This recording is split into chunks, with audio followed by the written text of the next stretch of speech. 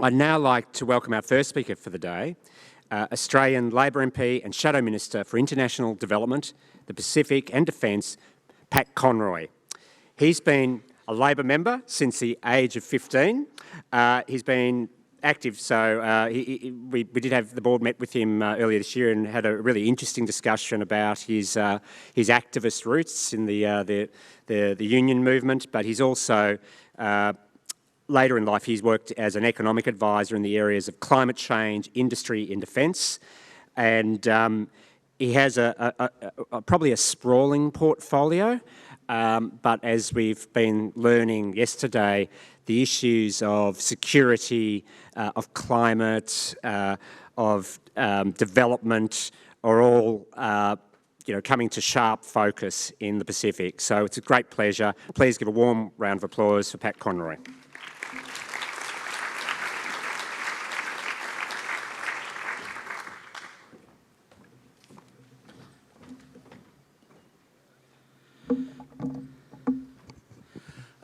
Thank you very much. Can I begin by acknowledging the traditional owners of the land upon which we meet, the Eora Nation, and pay my respects to elders past, present and future. Can I acknowledge President Susan Pascoe, the fabulous award recipients from last night, our friends from PNG and delegates both national and international. I want to thank the Australian Council for International Development for the opportunity to address this conference. As a newcomer to international development, I'm on a steep learning curve, but it's a journey that I'm very eager to embark upon because I know how crucial the work you do is to the lives of the most disadvantaged and most vulnerable people in the world. And I want to thank Mark and the ACFID board members and member organisations for the way you've engaged with me since I've taken on this role. And in fact, I have 3 portfolios, and the first event I agreed to and participated in upon my appointment was having a dinner with the ACFID board, and that was a great introduction to the portfolio, and it let me have a bit of a running start into it, so I'm very grateful. I also congratulate ACFID for this year's Beyond Aid conference theme, which encourages us to think about new approaches and fresh perspectives on humanitarian and development work. Many of you would have heard from my predecessor, former Senator Claire Moore, and from Labor's Shadow Minister for Foreign Affairs, Senator Penny Wong, about Labor's strong and enduring commitment to international development. We see international development as a key responsibility for any Australian government, an important part of the way Australia engages with the world and an expression of our values as a nation. As one of the world's richest countries, Australia needs to play its part in lifting people out of destitution and despair. This requires support for development in all its facets, from responding to humanitarian crises to the reforms needed to drive sustainable economic growth, to investing in human development needs around food security, health, education, gender equality and human rights. Helping lift people out of poverty is the right thing to do. It reflects the Australian character, a generous nation committed to a fair go. Millions of Australians reach into their own pockets to support this work and to support your organisations out of their sense of compassion and decency. Helping lift people out of poverty is also in Australia's national interest. At a time of significant global challenges, we need to advance prosperity, stability and security in our region. And I know that was a theme from yesterday. Development policy is a key component in a toolkit for Australia's international engagement. And that's why Labor has been so concerned about the coalition government's cuts to Australia's foreign aid budget. The cuts to Australia's official development assistance have totalled more than $11.8 billion since 2013. Let me repeat that, $11.8 billion since 2013. We're now on a trajectory that will see ODA falling from 0.33% of gross national income in 13-14 to 0.19% next financial year, the lowest level on record. Amongst OECD member nations, Australia has fallen from being the 13th most generous country in 2012 to the 18th spot in 2017 in terms of ODA as a share of GNI. This comes as the challenges of tackling poverty and are growing more severe despite remarkable progress over the last quarter century. More than 1 billion people have been lifted out of extreme poverty since 1990, due in no small part to the growth of India and China. Yet more than 700 million people around the world still live in extreme poverty, surviving on less than $1.90 a day. And nearly half the world's population live on less than US $5.50 a day. We cannot take continuing convergence of developing and developed nations for granted. The rate of poverty reduction has slowed down markedly over the last 5 years, and World Bank analysis suggests that severe poverty is becoming more entrenched and harder to root out in countries affected by violent conflict and weak institutions, particularly in sub-Saharan Africa. In 2001, there were 64 low-income countries around the world. 35 of those nations have graduated to middle-income status since 2001, but 29 remain stuck in low-income status, with annual per capita incomes at or below $1,025 US. And the barriers to development faced by today's low-income countries are profound. Compared to their counterparts 2 decades ago, today's low-income countries are held back by conflict and violence, fragile institutions and weak governance, geographic disadvantage, higher levels of dependence on agriculture already impacted by climate change, which will only get worse, a weaker commodity demand outlook, and significant debt vulnerabilities. And in middle-income countries, despite improvements in per capita income at an aggregate level, there are still areas of entrenched poverty and deep inequalities. At the same time, as the challenges are growing more severe, traditional development assistance models and sources of funding are under pressure. These pressures include government funding cuts, nationalist political sentiment, strategic competition in international relations, and the emergence of new donor countries with different priorities. And I know that was talked about yesterday. In responding to these trends, governments and NGOs need to consider a range of issues that go beyond traditional aid, as suggested in your conference theme.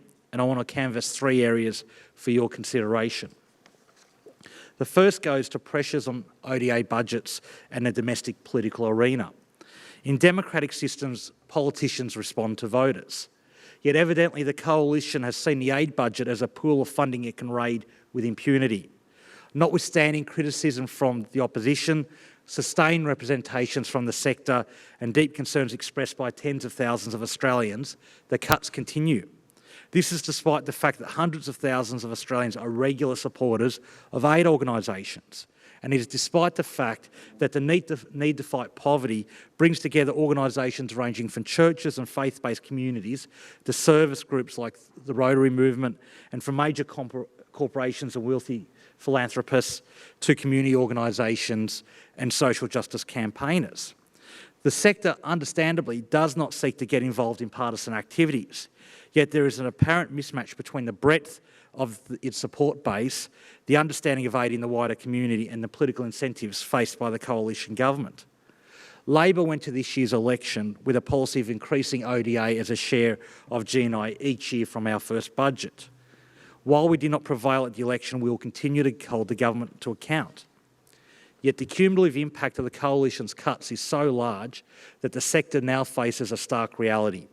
Restoring the aid budget to its level as a share of GNI when this government came to office would cost the federal budget around $2.3 billion per year, or more than $9 billion over the forward estimates. The case for increasing Australia's development assistance is clear.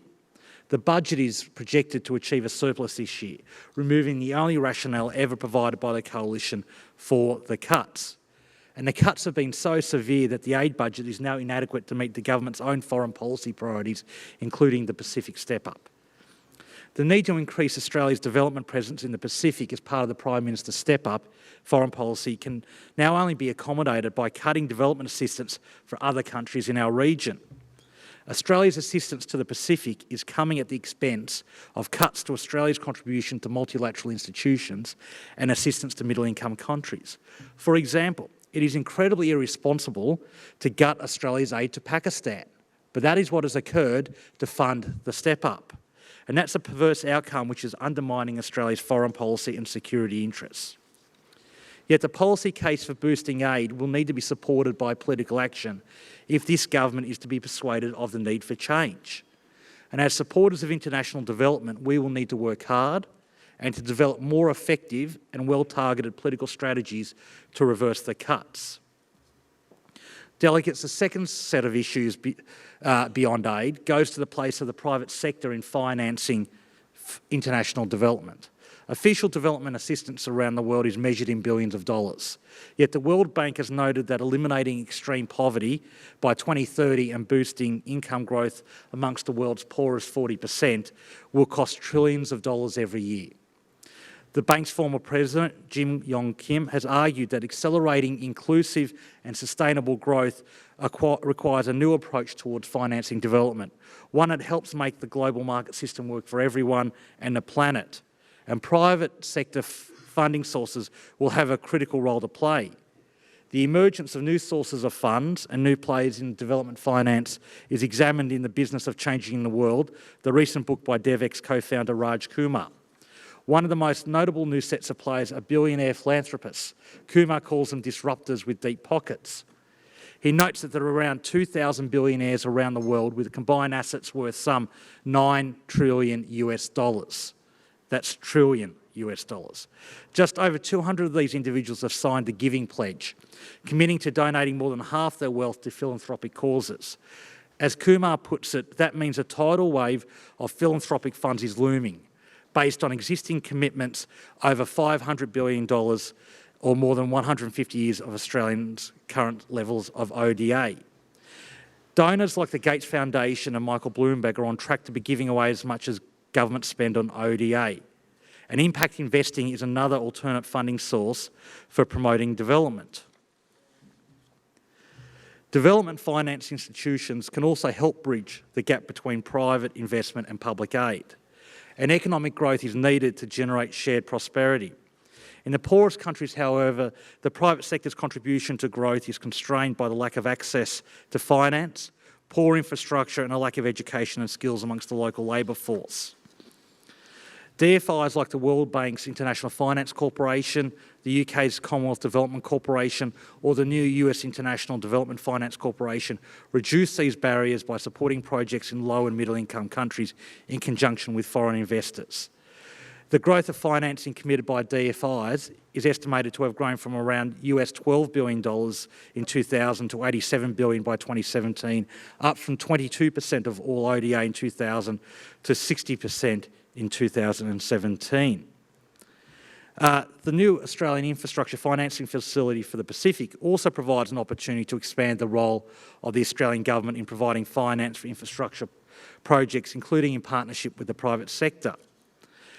We understand the aid sector has valid concerns about the design of the ACFID, and Labor will be scrutinising the implementation of this initiative closely. The infrastructure facility needs to support infrastructure projects that not only generate economic benefits, but do so which is in a way that is inclusive and sustainable. It also needs to take into account the impacts of climate change on the resilience and infrastructure and the need for ongoing maintenance and sustainment of infrastructure assets. The aid budget should not be diverted to fund feasibility studies for infrastructure fund projects. There also is a need for strong systems in place to ensure that the facility does not lead to unsustainable debt burdens for our Pacific friends. Delegates, in the time remaining, I want to raise, under the Beyond Aid theme, a third issue, which is the nexus between development and security. This year's pre-election statement by ACFID and the international development contractors community rightly pointed out to the strategic context facing Australia as one that requires a stronger development effort. It argued that the Foreign White Paper's recognition of the need for international cooperation on economic, environmental, health and safety challenges has not been matched by the level of resources needed to deliver on these international priorities. And it made out the case that in a changing world, international development needs to be reframed as a collaborative enterprise in pursuit of shared regional and global interests. Security and development agendas are increasingly coming together around issues such as movement of people in the global refugee crisis, health pandemics, climate change and natural disasters, protecting communities from violence, transnational crime, and illegal or unsustainable exploitation of natural resources. And the Boe Declaration last year led the way in developing a new concept of regional security, one which embraces the economic, human and developmental dimensions of security as well as its geostrategic dimensions. Climate change is a striking example of the intersection between development and security policy. The Chief of the Australian Defence Force, General Angus Campbell, has pointed out that climate change has security implications because of its impacts on natural disasters, movement of people, access to resources, and the territorial integrity of vulnerable countries. Developing countries in the Pacific are especially vulnerable to rising sea levels, more frequent and intense weather events, and disruption to agriculture. This is likely to require ADF personnel to take part in more humanitarian operations in coming years. The potential for developing countries to face the loss of habitable territory may see movement of people or tensions over access to resources. From a development perspective, climate change will make it even harder for vulnerable people to achieve economic growth. It will also exacerbate challenges around food and water security, sanitation, the spread of diseases and other health impacts. Development and security also come together around the impacts of poverty and state fragility on civil strife, international conflict and violent extremism. The former British Prime Minister Tony Blair has said, and I quote, "For policymakers in the West, security and development cannot be seen as separate issues. Development, foreign and security policy initiatives must be interlinked." He argues that tackling the interconnected issues of development, governance, investment and counter-extremism require better coordination between government agencies. Military force cannot achieve lasting security. Development must be deployed along with diplomacy and defence cooperation if we are to achieve peace, prosperity and stability. Development tackles the root causes of insecurity and instability, helping prevent conflicts before they emerge by promoting opportunities and hope for the future, especially for young people and women and for marginalised members of society. Development also improves our international relationships through cooperation, engagement, and it requires countries to assist with and partners in multilateral and regional development settings. So when it comes to the rationale for international development and the debates over the level of resources devoted to this mission, there are cogent security and national interest-based arguments in addition to humanitarian arguments for boosting Australia's efforts. But delegates, of course, we need to avoid excessive securitisation of development policy. And in conflict zones, there are important reasons to maintain the independence of humanitarian assistance from political and military agendas. Yet greater awareness by policymakers of the security benefits that can flow from development may give the sector greater traction in obtaining the resources and attracting the political support it needs. So delegates, I want to conclude by acknowledging the contributions made by everyone in the room, along with the organisations and the donors and supporters you represent. Your work is critical to the welfare of the most vulnerable and disadvantaged people on the planet. Often your work is the difference between life and death for these people. Always your work gives them reason for hope for a better future. It is difficult, demanding and tremendously important work. It deserves support and recognition.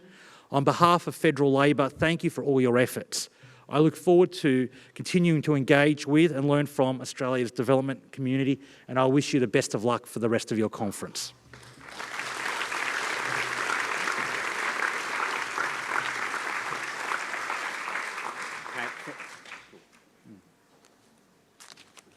Thank you for that wonderful and very, very wide-ranging canvas of a whole set of very important issues around climate and defence and also the aid cuts, which I think we all agree needs to be reversed.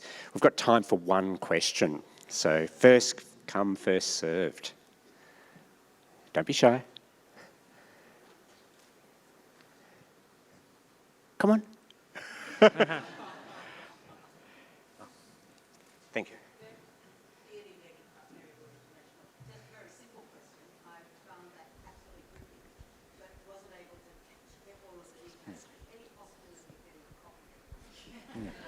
Sure. Yeah, absolutely. It's going out right now to the media, and we'll send it over to Mark for distribution to delegates as well. There's a lot of detail, and I may have missed a couple of pages to make sure I had time for one question. It was a comprehensive speech. Just on the political message, I can't emphasise the need for us in this area, and that's partly why I talked about security, because we need to contextualise development in multiple frames to win the political argument. In a recent debate in Parliament I had with Minister Hawke, he actually argued that the election was a referendum on aid budget, and his party won. Therefore, the Australian people want development assistance to be 0.19 of GNI, which is absolute rubbish. It's absolute rubbish, but we have to confront that, and we need everyone to use every tool in your arsenal to combat that. And in an electorate like mine, which is very Anglo-Celtic, using a security frame, while sometimes not policy pure, is very important, and I hope people appreciate that.